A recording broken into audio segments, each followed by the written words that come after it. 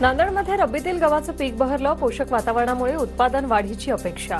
शेतकऱ्यांकडून आनंद व्यक्त. नंदुरबार जिल्ह्यात चांगला दर मिळत असल्याने केळी तोडणीला सुरुवात. प्रयागराजमध्ये सुरू असलेल्या सिंहस्थ कुंभमेळ्यामुळे केळीची मागणी वाढली. केळीला चांगला दर मिळाल्याने शेतकऱ्यांकडून समाधान व्यक्त. नांदेडच्या मुदखेड उमरी तालुक्यातील शेतकऱ्यांची उन्हाळी कांदा लागवडीस पसंती. पाण्याचं योग्य नियोजन करून मोठ्या प्रमाणात कांद्याची लागवड. कराडच्या चचेगावमध्ये शेतात सापडलेल्या 4 बिबट्यांच्या पिल्लांची आईसोबत यशस्वी पुनर्भेट. बिबट्या पिल्लांना घेऊन जाताना वनविभागाच्या कॅमेऱ्यात कैद.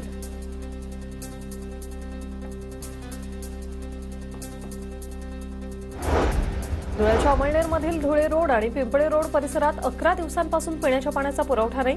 पिण्याच्या पाण्याचा पुरवठा होत नसल्याने नागरिकांचे हाल. बीडमधील बिंदुसारा नदीत घाणीचं साम्राज्य. यंदा पर्जन्यमान कमी झाल्यानं फेब्रुवारीतच नदी कोरडी. पंकजा मुंडेंनी याकडे लक्ष द्यावं, स्थानिकांची मागणी.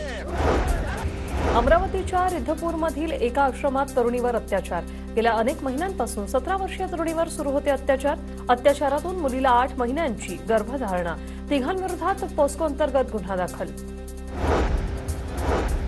पुण्याच्या दापोडीत रिक्षाची तोडफोड करणाऱ्या गुंडांची धिंड. आरोपी नुमान खान, मुसव्वर कुरेशी, सिप्टेन खान यांची धिंड. आरोपींनी रिक्षासह अनेक वाहनांची केली होती तोडफोड. म्हैसाळमधील केमाडजवळ बस आणि ट्रॅक्टरचा अपघात. सुदैवानं कोणतीही जीवितहानी नाही. परभणीच्या राणी सावरगावमधील नवीन रोडवर गतिरोधक काढण्याची मागणी. गतिरोधक काढण्यासाठी रस्त्यावर झोपून सामाजिक कार्यकर्त्याचं आंदोलन.